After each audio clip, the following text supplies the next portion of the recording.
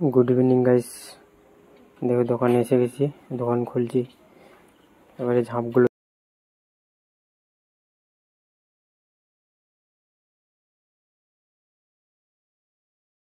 চক নিয়ে চলে এসেছি। এবারে দোকানটা খুলবো, ঝাঁপগুলো তুলবো। বারকি দিই আগে ব্যাগ থেকে, মানে গরম তো রেখে দিই। ক্যামেরাটা আগে সেট করে নিচ্ছি। দেখো দেখতে থাকো, ক্যামেরাটা সেট হয়ে গেছে। এবারে ঝাঁপগুলো তুলে নিব। ক্যামেরাটা বরাবর বসছে না মোবাইলটা, তাই আমি বারবার ধরে সাইজ করছি।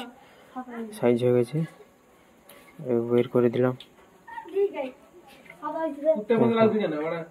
বের করে দিই, মোবাইলটা বারবার পড়ে যাচ্ছে, তাই ভালো করে বসিয়ে দিলাম।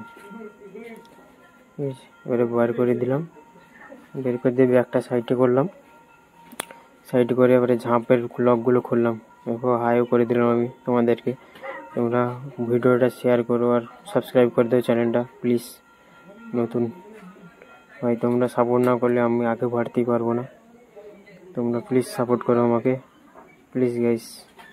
এরপর ঝাঁপটা করে তুলে দিচ্ছি। তুলে দিয়ে এই দোকানটা খুলে দেবো। অনেকটা রাত হয়ে গেছে ওখান থেকে আসতে। লকগুলো খুলে নিই আগে। ভাই এত ঠান্ডা পড়েছে কি বলবো। দেখো জ্যাকেট গায়ে দিয়ে আছে। লকগুলো খুলে নিচ্ছি। ওপাশে হয়ে গেছে লকগুলো খোলা। ঝাঁপটা সরিয়ে দিলাম, এপাশে ঝাঁপগুলো সরিয়ে দিলাম লকটা খুলে। এবারে বাইরে যাচ্ছি, বাইরে গিয়ে ঝাঁপগুলো এবারে তুলে দেবো।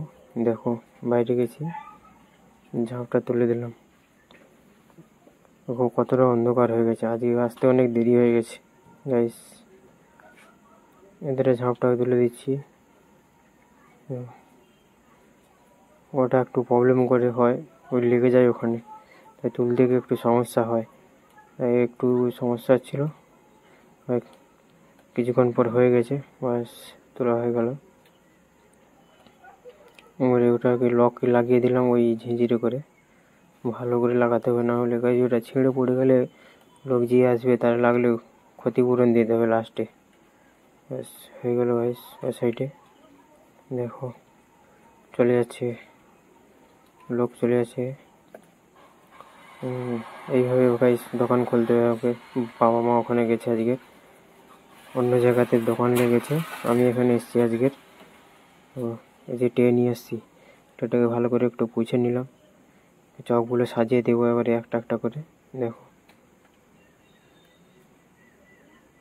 এগুলো হিংচার চক, এগুলোকে আগে ভালো করে সাজিয়ে দিলাম।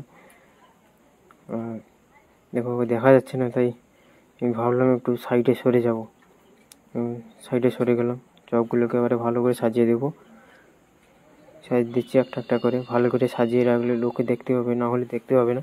আমাদের কাঁচের জারটা আছে, কাঁচের জারটা ওখানে চলে গেছে, তাই এটাই ভালো করে একে সাজাতে হবে, তাই সাজিয়ে দিচ্ছি। দেখো সাজানো সব হয়ে গেছে। এবারে সিঙ্গাড়াগুলো সাজিয়ে দিচ্ছি, বেশি বার করবো না। ওখানেই কটা রেখে দেবো, 4-5টা খানি।